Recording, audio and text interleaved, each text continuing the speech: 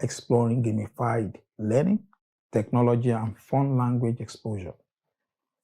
Daniel, what do you think about using games to teach Yoruba language? I think it's the fastest way for the young people to learn this day. And it's quite good if that kind of a initiative and the program is being developed to put in the hand of children, because these days all the children play games one way or the other on their tab, on their laptop. It's a very good approach.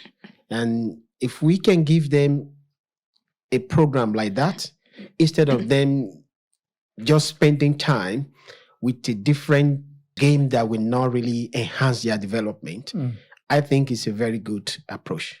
Yeah. Thank you. Omolara? Yeah, I was going to reference what Daniel was saying earlier about learning through play method in Finland. And that is one thing that have stayed with me. You know, like when you live somewhere, there's some culture you imbibe, you take on.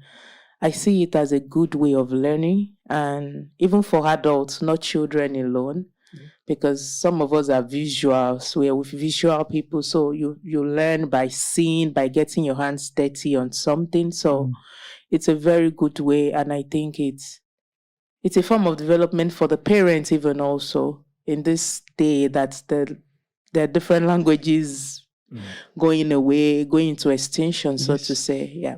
Yeah, just a quick sneak peek.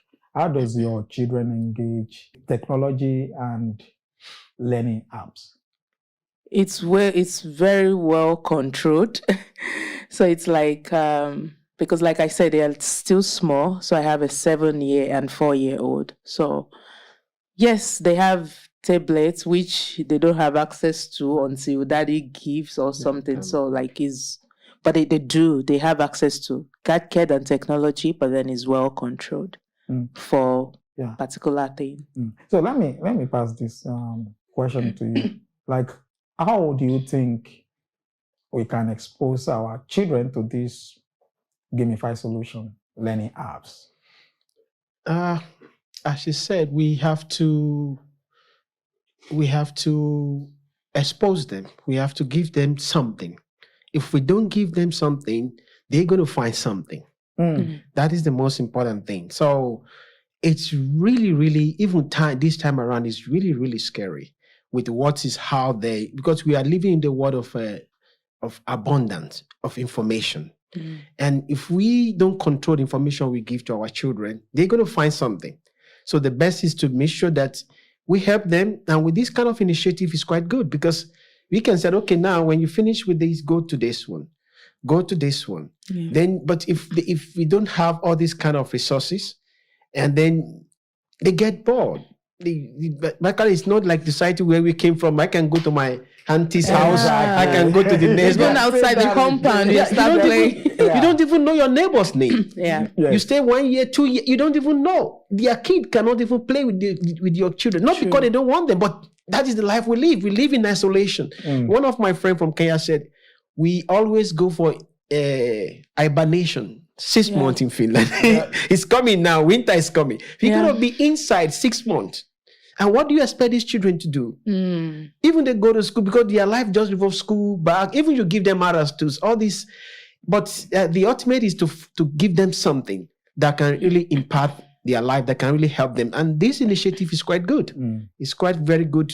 Yeah. So what do you think will make a game language exciting or valuable to you, Omolara? To me, if it's done in a way that is relatable, especially something that deals with, now we have games for coding for children.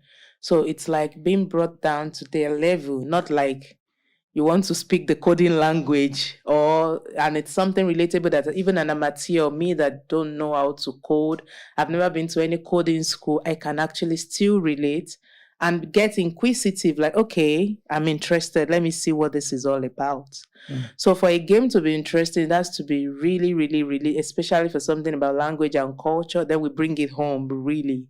Like maybe to as little as day-to-day activity. Like I said, this greeting thing, they just see it as, they were showing like image children how they came back from school with school bags, and this is just their own way also. Like, we go to school and then I know, oh, we sleep, they show how they woke up, and the first thing they did was a car, you know, like, so something that comes to the grassroots, oh, that is very relatable. So, because for me also, I read, and then I also learn a lot also from visuals. So it's a big deal for that me. is actually a very fantastic point you made there.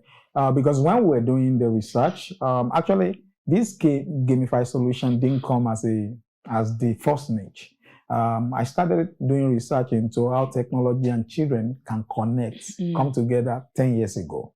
So during, that was when I was about to graduate from my second degree. So, and during that time, I discovered that there are a lot of gamified solution also that teaches Yoruba language, but majority of them, it's only adults that can truly use them, because they are not in the level of kids. Yeah. So that's why, and this thing is really, really, it baffles me a lot, because my daughter that was actually what inspired this niche.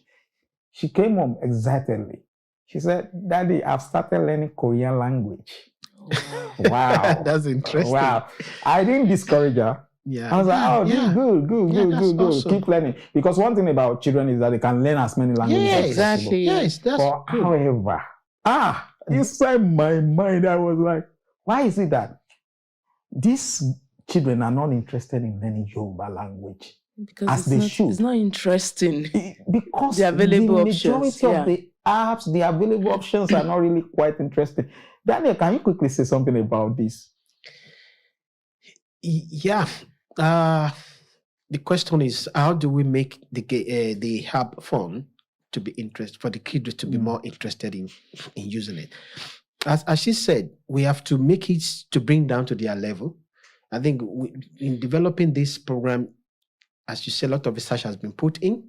I think the more work should be put in the areas of the age, the target audience. So once you lock down, then it's now easy to say, okay, I want to speak to my children. There's a language that my children understand. I remember one day I was with my grandmother that I said initially in this thing, and she said to me, I was just a little bit I like to play. You know, as I said, we go around to play. I go. She sent me around. I play some game, some football. And then he said, okay. Instead of beating me, she said, okay, go to that place and he said, go and take Arodon. Oh my God. From one house to another house to another house. I was just, I said, they don't want to give me anything. But they simply mean that she want to discipline me for just she sent me message, then I went to play soccer. And then because we used to sneak to go and play. Then we come and say, okay. Then she sent me to this uncle, to another uncle. Say, oh, they just collected it now. Go to that house. Yeah. I was, before you know, I've done 3 kilometers. I was tired. I was crying. I think, like my mom always says,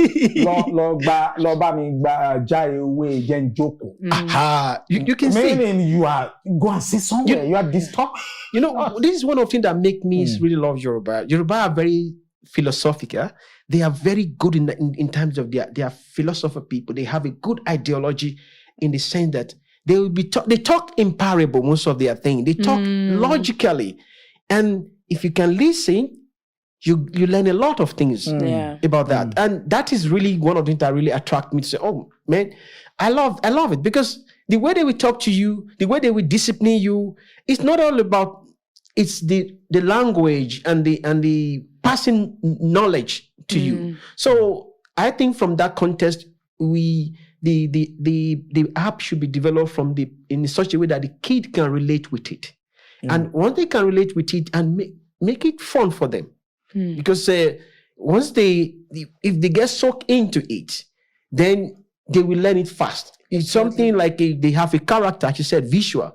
They have to see something like, okay, maybe they're going to win some point, have some credits that they can use to buy a certain character to assess. And then these make them to say, I remember my daughter do this Khan Academy app. So she always want to go back to that kind of academy. I said, why? I said, Daddy, no, I have some money. I need to buy it. I need to buy it more. Yeah. And so because they give her she gets some reward. So every stage she get reward. This reward make her to want to go back to go and do more. Yes. So these are the things, if it incorporated into this app, at least it will help them a lot to be able to always want to be, it shouldn't be too much heavy. Fantastic. Yeah. Sorry, I will just start quickly as I was talking about those games. One thing that came to mind, like playing Mario growing up, the sound. Even the sound, I still know the sound till now. Like it comes natural. Anywhere you see those sounds. And it's just like the Candy Crush we play now. Like, there are rewards, and I see my daughter. You don't need to teach them before they start playing even. They make attempt and then they say, oh, mommy, I'm in the next level, next stage. So, and the sound that comes with those games also. You spoke about Mario. Actually, when we were playing Mario when we were growing up, we actually also made like a kind of our own way of the sound of Mario. Is Exactly. Like, I have to overcome this stage. Exactly. That I must overcome this stage. I must move to the next stage. So we at that time we joke around it like. No, that's a very fantastic point. Sorry, before we move forward, I would like to chip one thing more also. Please, when developing this game, make it so easy and less stressful for the kid to go to the next. Always make it simple. Because I always encourage my children, the little one, the girl, the one that is of age, just to engage in some of the mother doesn't want to see games. She doesn't want to see anything. No, I'm the guilty guy here. I like buying gadgets. Maybe because I didn't have enough when I was small. So or maybe because you're a man. You see, because because I feel like she should have it, and I always get some gaming every game, and then but what I observe, I bought this Nintendo. They are very expensive. Some of the card, €50, €100 you buy. I said that as she get to another level, she becomes stressed about it. She's so stressed out. Then I said, okay, this is not good. It's not good. It's not working for her. It's not good. So the kids should not be engaging in an activity that stress them out. So make it easy. Let them go. Let them always have a easy pass. Actually, that's why we call it innovation. Yes. We have to innovate. We have to do it in such a way that it is users friendly. Users friendly. And when we are talking about users, we are talking about these children. I want to assure you guys that our team is listening. Yes. They are watching this. So let's, on that note, move to the final segment, which is the legacy and the future. This is where we talk about vision, hope, and collective impact.